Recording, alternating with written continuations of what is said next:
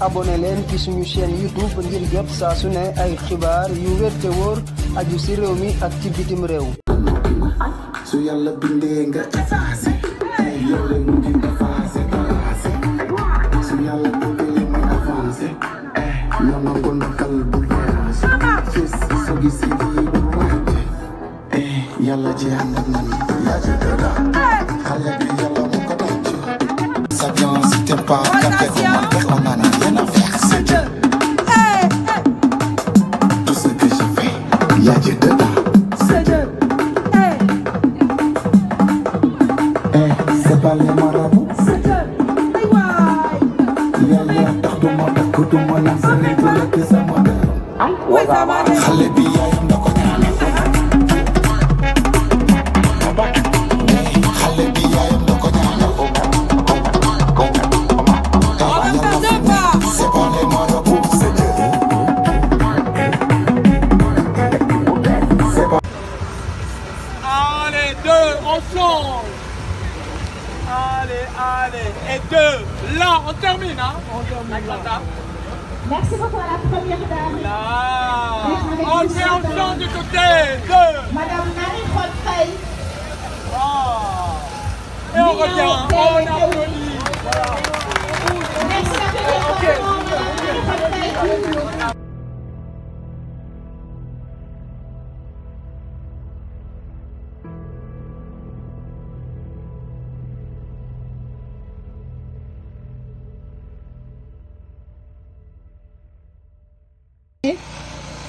muy àndandoo yu am solo ñu ngi leen di jaajëfal bu baax ñu ngi may signaler itam ne docteur Seck mu ngi fi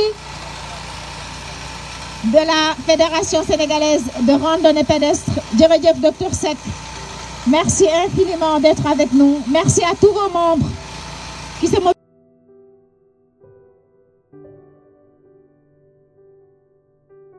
Nous étions très ravis de recevoir Madame la Première Dame, qui est vraiment sensible à la cause au combat que nous menons. Déjà, nous avions vu lors du lancement de l'Octobre Rose le plaidoyer qu'a fait son Excellence le Président Bassirou Diomaye Diakhar Faye sur les réseaux sociaux. Ça a été un baume au cœur pour nous, anciennes malades, pour nous, associations, mais surtout pour les malades. Ça a été vraiment un baume au cœur. Alors, quand on nous a informé que Madame la Première Dame allait venir marcher pour soutenir ses sœurs, ses mamans sur cette maladie et soutenir l'association Cancer du Sein dans le combat que nous menons depuis 11 ans, nous étions vraiment très ravis et très satisfaits.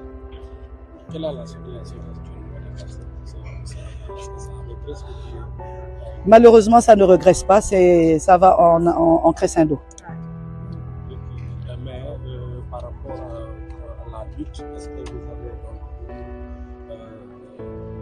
c'est-à-dire au niveau du gouvernement, est-ce que vous avez à lutter contre cette maladie qui tue les gens?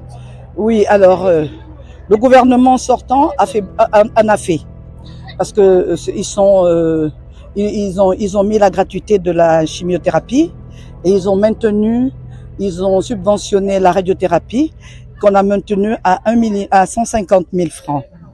Mais comme je le dis, c'est un tout et il y a un préalable à cette gratuité-là, c'est le bilan d'extension. Et ce bilan d'extension, il est indispensable dans la prise en charge du cancer.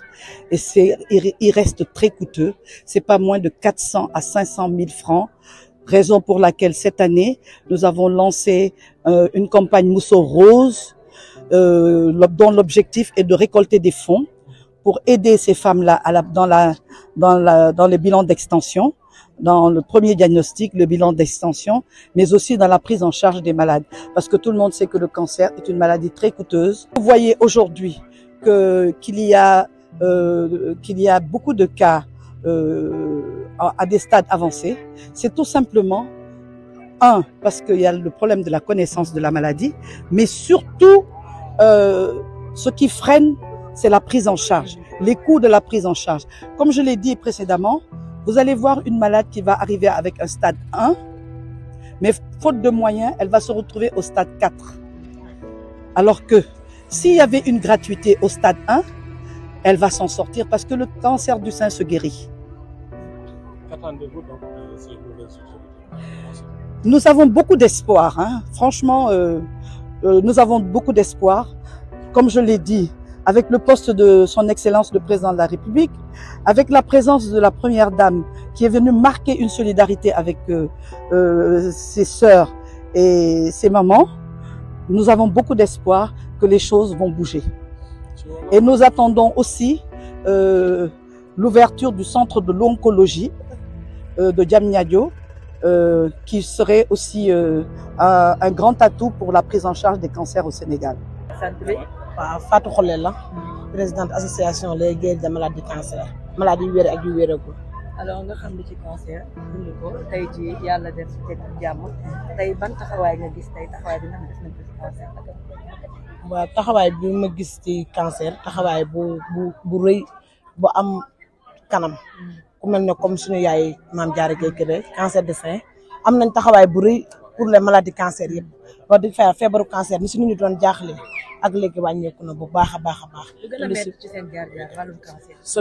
som yow moo gën a métti suñu jaar-jaar ci wàllum cancer. waaw som yow maanaam nga gën ko détaillé ñu xam. waaw som yow dafa bari ay signes daal yu nga xam ne dina jàpp ci maladie mu métti trop. waa kay ñu parewaat lu si gën a méttiwaat ci wàllu cancer mooy abandonnement yi nga xam ne suñu borom kër yi ñu ngi ñu koy def ndax ñàkk ay cër yi wàññeeku suñu loolu tamit gën ñu métti. waa kay loolu moom gën na métti malatu cancer yi wax dëgg fa am si yenn borom kër yi ñu ko sañ a wax. kon feebar bu wér mën na nekk. feebar bu wér mën na nekk. mën na nekk man damaa wér. te samay morom tamit wér na. teel naa si jóg teel a àndandoo di xeex feebaru cancer teel a jóg ci traitement bi ba yàlla wéral ma si. seer na. seer na trop. seer na moom wax dëgg fa am. seer na trop koy dundee métti na fa. trop feer métti na. feer moom fu ñu ko tënk rek wax dëgg fa yàlla feer métti na. looy wax jigéen ñi. ñu teel a jóg rek teel a jóg dem faju ji daal teel a jóg dem dugg ci hôpital yi xooli seen yaram ndax traitement cancer daal boo si teelee jóg yàlla dina la si génne cancer comme sibbiru la comme diabète la ku faju da ngay wér.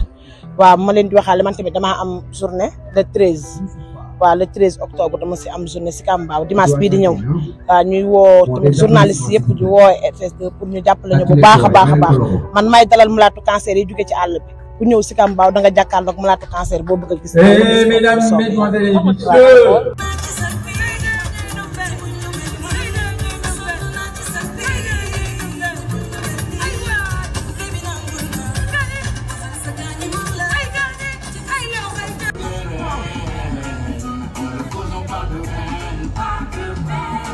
Respectez la femme, elle est la face du monde, elles sont toutes des queens, elles sont toutes des number one. Respectez la femme, elle est la face du monde, face du monde, elles sont nos mères, nos femmes, nos filles, nos sœurs.